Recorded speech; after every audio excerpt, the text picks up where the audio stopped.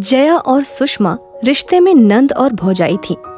भगवान झूठ ना बुलाए सुषमा, लेकिन अब तुझे जल्द से जल्द अपने बेटे नील की शादी करवा देनी चाहिए। हाँ, छोरा परदेश में रहता है, कहीं कोई चक्कर वक्कर चला लिया, ऊंच नीच हो गई तो किसी को कहीं मुंह दिखाने लायक नहीं रहेगी तू। मजाल है हमारा लड्डू बिना हमारी मर्जी के कोई काम करे, और जिस रोज हमार बहुरिया आएगी जीजी, सारे मोहल्ले के साथ तुम्हारी आंखें भी फटी की फटी रह जाएंगी सैनिटाइजर मार के। अगले दिन जया अपनी सहेली विमला की बेटी लाली के साथ नील का रिश्ता लेकर सुषमा के घर पहुंच जाती है। हाय राम जीजी, बहुरिया दिखने में तो बिल्कुल आलिया भट्ट लग रही है। अब तो यही मेरे घर की बहुरिया बनेगी जीजी, सैनिटाइजर मार के। सुषमा नील और लाली का रिश्ता तय कर देती है। तभी दरवाजे की घंटी बजती है। सुषमा दरवाजा खोलती है तो देखती है सामने उसका बेटा नील एक काली सी साउथ इंडियन बहू को ब्याह कर लाया था, जो दुल्हन के जोड़े में खड़ी थी। ये देख के तो जैसे सुषमा के सर आसमान फट पड़ा हो। हाय राम जीजी, हो गया सत्यानाश। तुम्हारी काली जबान इतनी जल्दी सच हो जाएगी, ये मैंने सोचा ना था। सैनिटाइजर मार के। माँ, ये क्या बोल रही हो? ये गौरी है, तुम्हारी बहू। माँ देखना, गौरी आपका खूब ख्याल रखेगी। वड़क्कम मम्मा, आपका घर तो बहुत खूबसूरत है जी, और आप भी बहुत अच्छी हो, बिल्कुल मेरी माँ की तरह। हमें आशीर्वाद दो जी। घर में बैठे मेहमान गौरी के काले चेहरे को देख उसका बहुत मजाक उड़ाते हैं। हाय राम सुषमा बहन, तुम तो हूर की परी जैसी बहू लाने के सपने देख रही थी, और तुम्हारा बेटा ब्याह लाया ये काला लंगूर। अरे जब घर में कलूटी बहू ही लानी थी तो हमें यहाँ क्यों बुलवाया, ये तमाशा दिखाने के लिए? चल बेटी लाली। ये देख सुषमा गुस्से से आग बबूला हो जाती है और गौरी से मन ही मन खूब नफरत करने लगती है।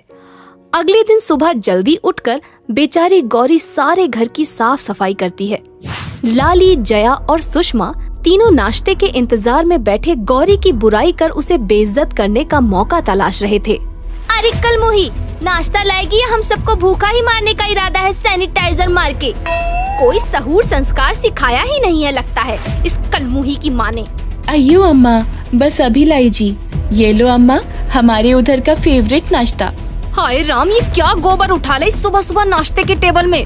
अयो अम्मा, ये हमारे इधर का खास नाश्ता है जी। ये इडली, उपपम, ये वड्डा, सांभर।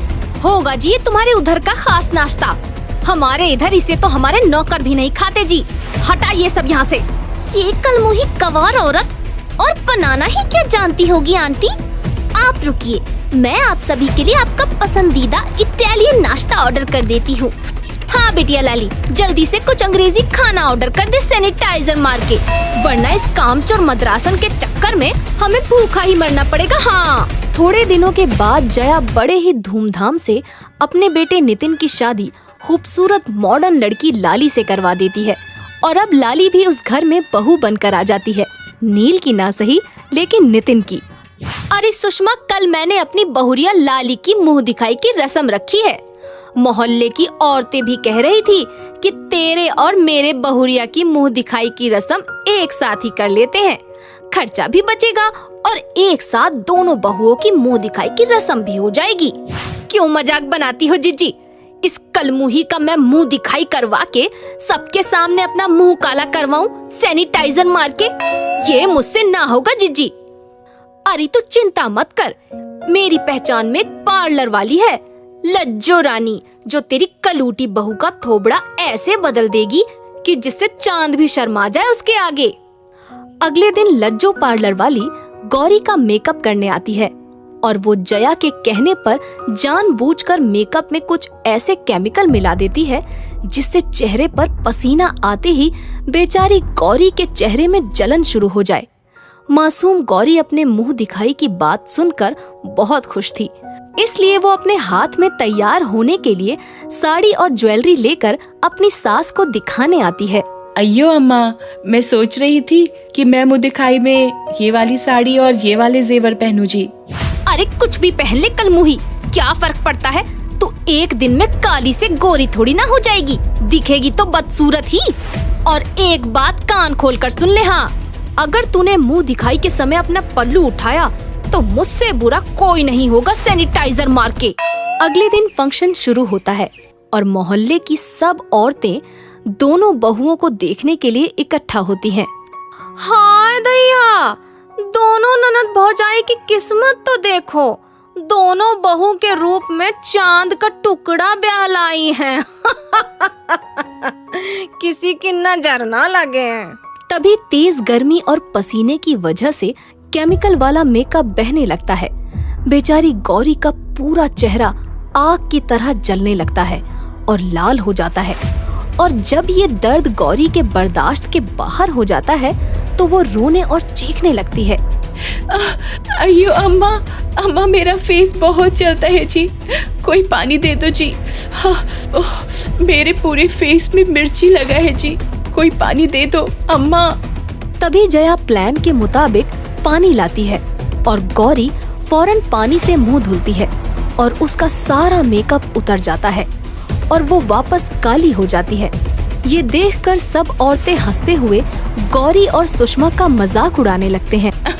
हाय दैया, ये तो सचमुच कलमुही निकली। इतना खूबसूरत चेहरा पल भर में कोयले का ढेर हो गया। इतना बड़ा धोखा सुषमा बहन। कहाँ जया बहन की खूबसूरत बहुरिया लाली और कहाँ तेरी ये कलमुही बहू। लाली के मुंह दिखाई से आने के बाद सुषमा का मन बहुत उदास था। तभी वहाँ गौरी आ जाती है। अम्मा, मैं आपके लिए कॉफी लेकर आई हूँ जी। ला, थोड़ा सा जहर मिलाकर मुझे दे दे या खुद पीकर मर जा कलमुही। तूने जानबूझकर पानी से अपना मुंह धोया ना, ताकि सारी औरतें मुझे बेइज्जत कर सकें। शकल से जितनी भोली दिखती है, अकल से उतनी ही शैतान है करमजली। अयो अम्मा, मैं आपको ऐसे उदास नहीं देख सकती हूँ जी, आपकी तबीयत और बिगड़ जाएगी जी। मेरी अम्मा मुझे कहा करती थी, खूबसूरती दिल से होती है, चेहरे से नहीं जी। अगर मैं काला है तो इसमें मेरी क्या गलती जी। मुझे अपनी अम्मा का ज्ञान मत दे, खुद तो चैन से मर गई, तुझे मेरे बेटे के गले बांध गई। अच्छा होता अगर तू भी उसके साथ मर गई होती कलमुही। बेचारी गौरी चुपचाप रोते हुए वहाँ से चली जाती है। गौरी को सबक सिखाने और उससे छुटकारा पाने के लिए एक दिन लाली घर में सुषमा के ना होने पर घर की सीढ़ियों पर ऑयल गिरा देती है, जिससे गौरी फिसलकर जख्मी हो जाए।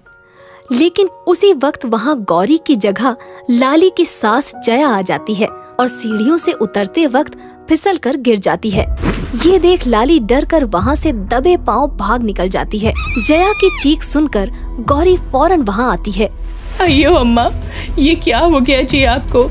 लाली बहन, अम्मा जल्दी आओ जी, देखो ना अम्मा के सर से खून निकल रहा है, कोई मदद करो जी हमारी।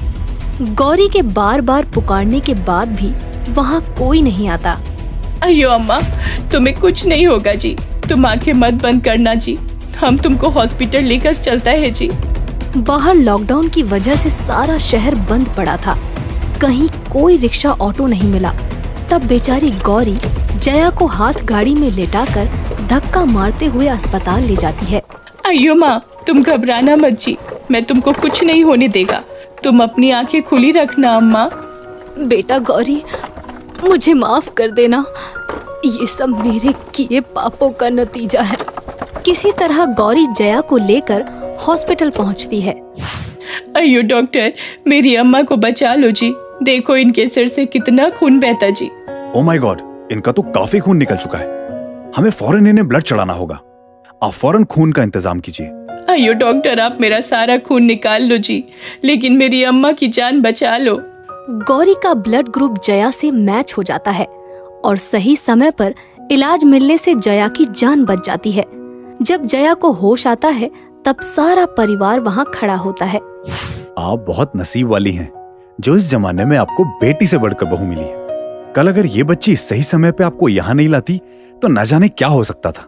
डॉक्टर की बातें सुनकर गौरी के साथ किए बुरे बर्ताव को लेकर सबको अपनी भूल का एहसास होता है और वो गौरी से माफी मांगते हैं।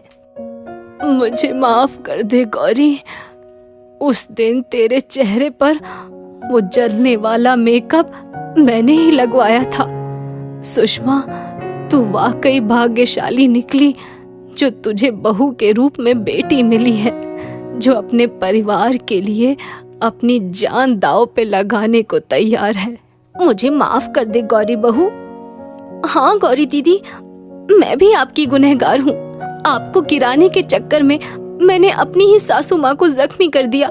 ये सब मेरी गलती का नतीजा है। अयो अम्मा, लीला बहन, आप सबने मुझे दिल से अपना लिया। मुझे मेरा पूरा परिवार मिल गया जी। अब मुझे कुछ नहीं चाहिए जी। अब सारा परिवार खुशी खुशी दिल से गौरी को अपना लेता है। इसीलिए कहते हैं दोस्तों, इंसान खूबसूरत अपने चेहरे से नहीं बल्कि अपने नेक काम और अच्छे स्वभाव से होता है। हेलो दोस्तों, आ गए आप?